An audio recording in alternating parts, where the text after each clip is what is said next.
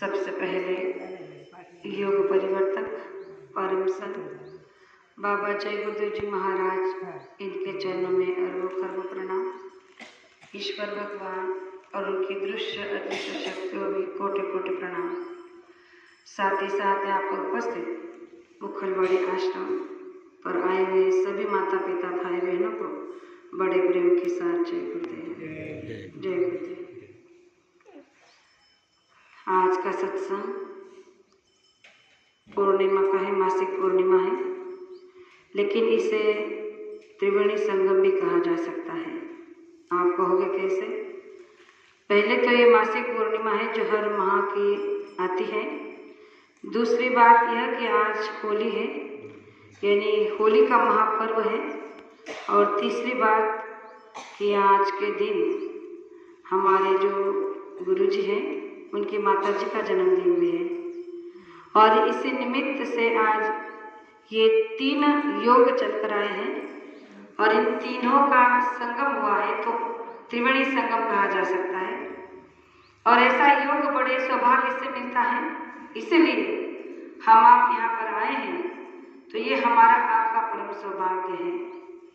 आज होली है और होली के बारे में गुरु महाराज ने बहुत कुछ कहकर रखा है।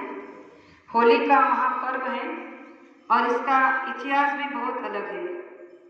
आज इस होली को क्यों मनाते हैं, इसके बारे में कुछ बातें मैं बताना चाहूँगी कि इस होली को हम लोग क्यों मनाते हैं।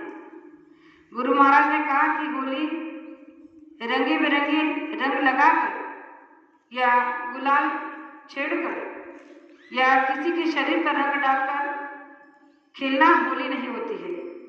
ये तो मन को बहलाने का एक जरिया लोगों ने निकाल लिया है कि भाई रंग डाल दो, एक दूसरे के ऊपर रंग लगा दो तो होली हो जाएगी।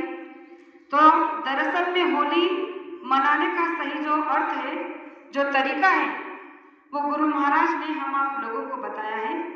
और वो ये है कि होली हम क्यों मनाते हैं और संसार में भी आज होली का इतना बड़ा महत्व क्यों है।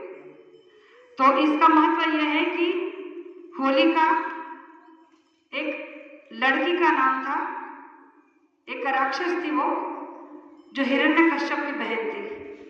उसका नाम होलिका था और उसे अग्नि का वरदान प्राप्त था कि उसे संसार में कभी भी अग्नि जला नहीं सकती थी। ऐसा वरदान उसे प्राप्त था, इसलिए उसका नाम होलिका था। तो सतयुग का इतिहास ये बताता है कि जब हिरण्यकश्यप के घर में भक्त प्रहलाद का जन्म हुआ तो भक्त प्रहलाद सात्विक और विवेकशील थे, बचपन से ही परमार्थी थे। तो उन्होंने जन्म से ही उनके अंदर में वो आत्मसात, उन्होंने वो भगवान की भक्ति का जो चिरंतन उनके शरीर में था रस भक्ति का, वो बचपन से ही था। तो वो जैसे ही बड़े होने लगे तो केवल नारायण नारायण नाम का जाप करने लगे।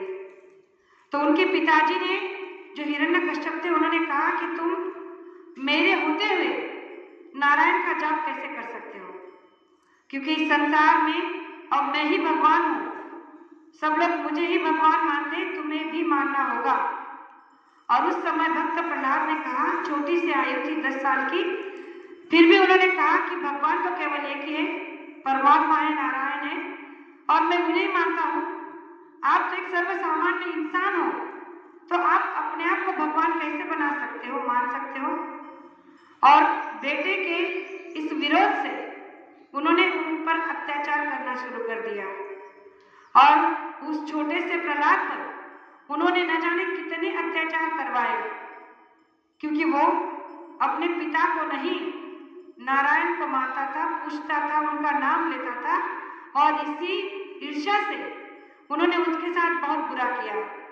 उसे मचले हुए हाथी से कुचलाया, उसे खोलते हुए तेल में तलाया, उसे गर्म खंभे पर चढ़ाया और बहुत कुछ करने के बाद भी जब भक्त प्रहलाद का कुछ बाल भी बांका नहीं हुआ तो उन्होंने आखिर में अपने बहन होलिका को बुलाया और उसे कहा कि मैंने इसे खत्म करने का, नष्ट करने का बड़ा प्रयास किया है, लेकिन पता नहीं इसके अंदर में ऐसी कौन सी शक्ति है जो इसे बचा ले रही है, अब तुम ही इसे समाप्त कर दो।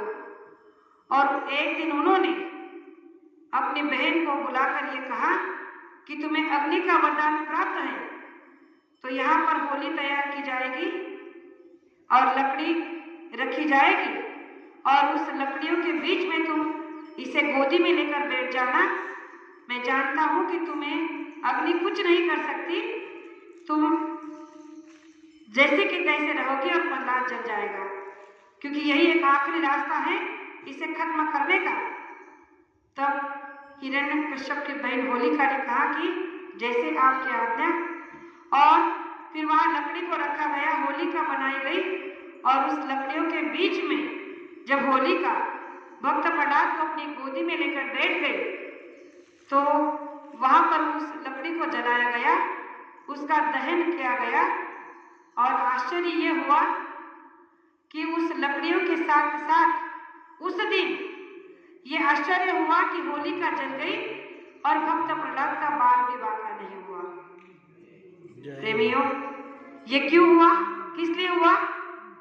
जिस होलिका को अग्नि का वरदान प्राप्त था कि उसे अग्नि जला नहीं सकती, वही होलिका जलकर भस्म हो गई और भक्त प्रहलाद का बाल भी बाका नहीं हुआ।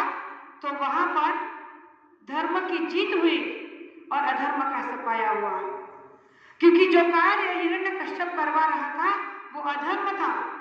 और हमेशा देखा जा रहा है कि हर युग में जब जब अधर्म हुआ है तब तब धर्म की स्थापना हुई है, और धर्म की स्थापना किसी शक्ति से, किसी नाम से हुई है। तो उस वक्त नारायण नाम की महिमा थी और भक्त प्रहलाद अपनी बुआ की गोदी में बैठने के बाद भी केवल नारायण नारायण नारायण का जाप कर रहा था, और इसीलिए नारायण नाम ने उनका बाल भी बाका नहीं किया और होलिका जलकर खत्म हो गई। तो गुरु महाराज ने कहा कि ये होता है अहंकार। ये हमारे आपके जो अहंकार है, जो ईर्ष्या है, इसका दहन करना होगा आज के इस दिन।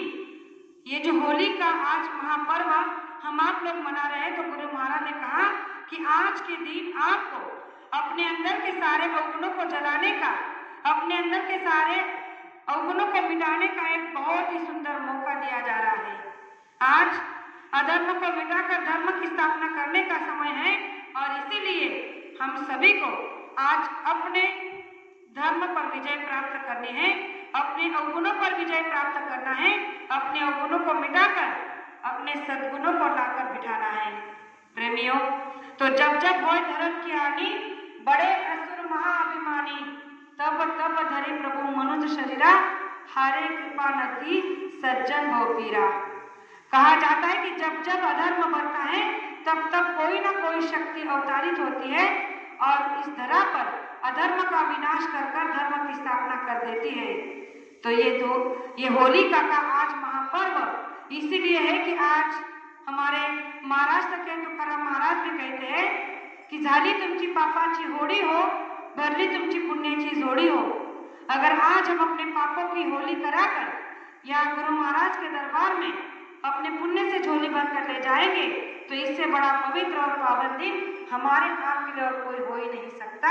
इसीलिए गुरु महाराज ने कहा कि आज के इस होली के महापर्व पर आप जहाँ कहीं भी सत्संग के लिए जाते हो तो वहां पर केवल एक ही बात का ध्यान रखना कि गुरु के आगे नतमस्तक होकर अपने सारे अवगुणों की होली कर देना, अपने सारे जो भी बुराइयां उन्हें चढ़ाकर केवल अच्छे गुणों को लेना और उनका संकल्प कर लेना कि आज के बाद हमारे अंदर की सारी बुराइयां, यानी कि जितना भी मोह, ईर्ष्या, मत्सर, अहंकार है, इन्हें जलाकर आज इनका दहन कर दो और अंदर में केवल और केवल आपका प्रेम, स्नेह और आपकी भक्ति का ही बीज रखो। तो प्रेमियों, ये हमारा आपका परम सौभाग्य है।